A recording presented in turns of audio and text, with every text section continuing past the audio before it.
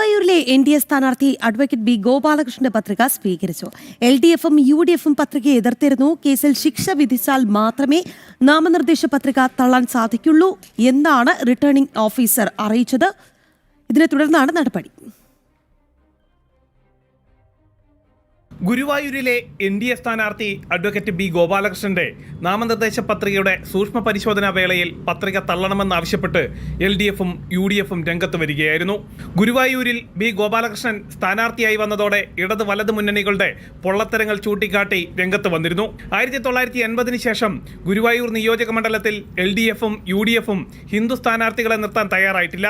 ഈ മുന്നണികൾ മതങ്ങൾക്ക് കീഴ്പ്പെടുകയാണെന്നും ഗോപാലകൃഷ്ണൻ തുറന്നടിച്ചിരുന്നു.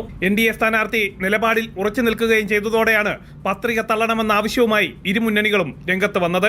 തന്റെ നിലപാട് മതങ്ങൾക്കെതിരല്ലെന്നും മതങ്ങൾക്ക് കീഴ്പ്പെടുന്ന രാഷ്ട്രീയ പാർട്ടികളെ തുറന്നു കാട്ടുക മാത്രമാണ് ചെയ്തതെന്നും ഗോപാലകൃഷ്ണൻ പറഞ്ഞു. ഗുരുവായൂർ നിയോജക മണ്ഡലത്തിൽ ഇടത് വലത് മുന്നണികൾ സ്വീകരിക്കുന്ന നിലപാട് പൊതുജന സമക്ഷം അവതരിപ്പിച്ചതോടെ ഇരു മുന്നണികൾക്കും വലിയ വെല്ലുവിളിയാണ് NDA സ്ഥാനാർത്ഥി ഉയർത്തുന്നത്.